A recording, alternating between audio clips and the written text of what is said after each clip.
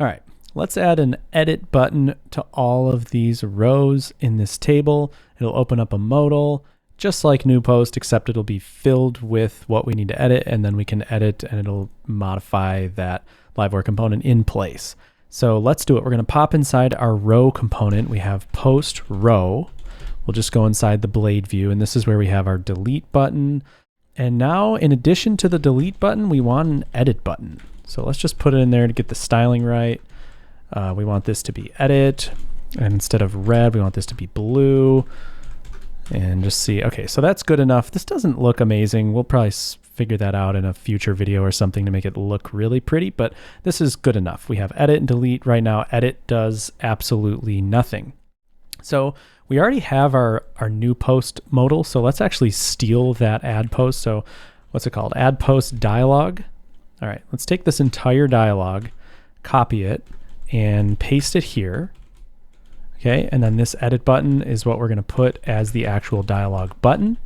And we're wire modeling to a show variable, which we don't have yet. So let's open up our post row livewire component, and then we'll open up post row blade on the side. And here, instead of just show, we have a delete modal and an edit modal. So we'll call show edit dialog. That's what we'll call this. We'll set it to false by default. Show edit dialog. We'll set that to show edit dialog. So this way we can control the modal from both the front end and also the back end, and that's going to set us up. Okay, and then here's our whole form.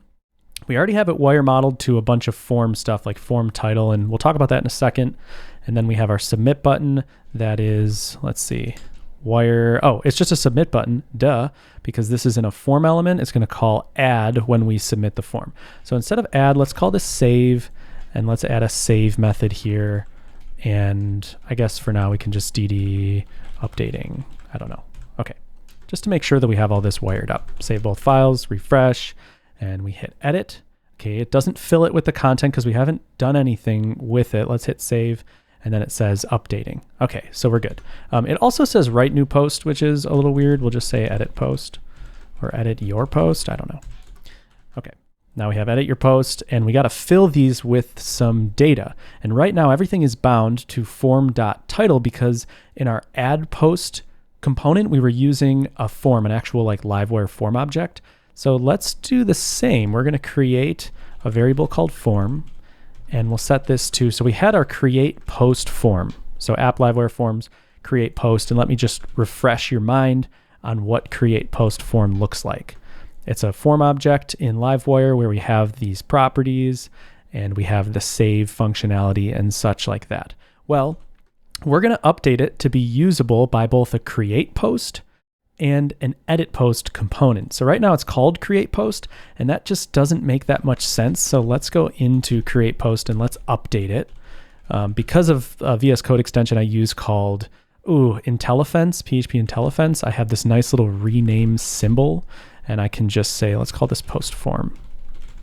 Okay, so now it's more generalized, and that'll change the file name. It'll update everything in the app, so now it's referencing post form instead of create. Okay, so that's good, but we only have a save method that creates a new post. We got to do a bunch of stuff to make this work with updating a post. We need to set a post in it, set the initial stuff, add a new method called update. We need to do all that stuff. So let's start with the save method, and we'll work our way backwards. So when a user hits save on that edit modal, we're going to say this form, and we'll create a new method called update. And then inside here, we'll say update. And this is where we can copy most of this, except we don't want to reset things after we submit. You could, but we don't want to. We're validating it. And now instead of post create, we're going to say this post update. So we have to get this post inside of this form object, which we'll do in a second, but the rest of this is pretty good. And then after updating, we're going to reset that modal. So show edit modal or dialog, and we're resetting that property back to false, so that'll close the dialog. So we're pretty good here, and just to kind of prove it, let's comment this out and just leave it blank, and let's see if it works. So we hit edit. Again, there's nothing to show for it yet. We can add stuff if we want. It's not going to do anything because we commented out all the update stuff.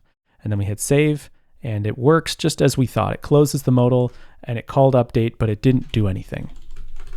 All right, so the current mission here, let's make the first mission.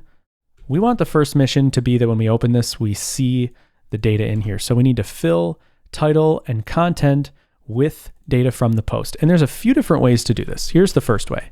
If we add a mount method, that's the mount lifecycle hook for this component, when it's mounted on the page, we can say this form title equals this post title. And let's do that for content as well and just see that that worked. So now we hit edit. Okay, it is filled, it's autofocus, it's everything we want. And that's pretty good, but later on when we go to actually update the post, we don't have access to that post property. And there are a few ways to do this. There's actually something called get component on a form that'll get the parent component. So you could technically do this and that would work. And let's just try it. I'm actually shooting from the hip right here, but let's just see if it works. The journey begins, and let's say the journey starts, and then we'll save that. And it totally worked. So you can do that if you want, you're welcome to do that, but I'm gonna show you how we can create our own public post property that we can use inside of here. So let's go back to just this. Okay, so here's post. And we could kind of do the same thing here if you want to set post like this, set form post to just post, and that's going to work. But it's getting to the point where we're reaching inside of the post form and doing a lot. I think at this point, I would rather say set post and just pass in this post and then do this stuff inside there. So let's create a new method called set post where we pass in a post and we say this post equals post. And then we'll say this title equals title, and then this content equals content, and then these two, we need to say post title. Okay, so now we're doing the setup inside the set post. We're calling set post in our mount method, and that should get us pretty much there. There's one step we missed, but I'll show it to you. I'll show you the problem first, and then we'll solve the problem. We hit edit, the journey starts. Let's turn this into begins, and then we hit save. Okay, so it did actually save it in the database, but it didn't update this row in our component. When we refresh the page, it now says begins. So why did this happen? Well, we called this post update when we called update, and it did update the post in the database, but it didn't update this post object. So when we call post, the form does its thing, then it goes and renders the post row, but it has a stale reference to this post modal. So this model itself wasn't updated. So after we stored the post inside of the form, we also need to say this post refresh because we're changing post. So we want to get a new version out of the database of post. Again, if you like that get component thing that I showed you, you can use that, but I don't love it because it means that anytime you're using this post form, your parent component has to have a post property, which generally is the case. It's not connecting a dot. I want to keep all the dots connected. So in this case, we're explicitly passing it in. It's being set. Any developer can follow exactly what's going on. Okay, so we update the form, we refresh the post, we close the dialog. Let's see if everything works. We hit edit on the journey begins. We say the journey starts. And we hit save, and it updates perfectly. A single network request just in this row. It's everything you want. Now we have a reusable post form. You could even go a step further. You've probably noticed that this is the exact same form as the edit form.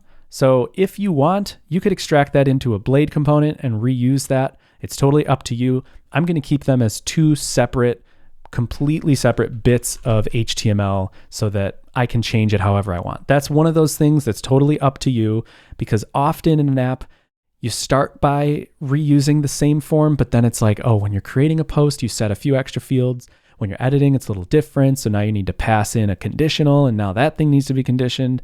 So there's just times where it's nicer to just have the same thing twice in your app. It's just going to be easier to maintain. And if you find that it's not extracted into a single blade component, no harm, no foul. All right, so that's our edit modal. Let's continue on. I'll see you in the next video.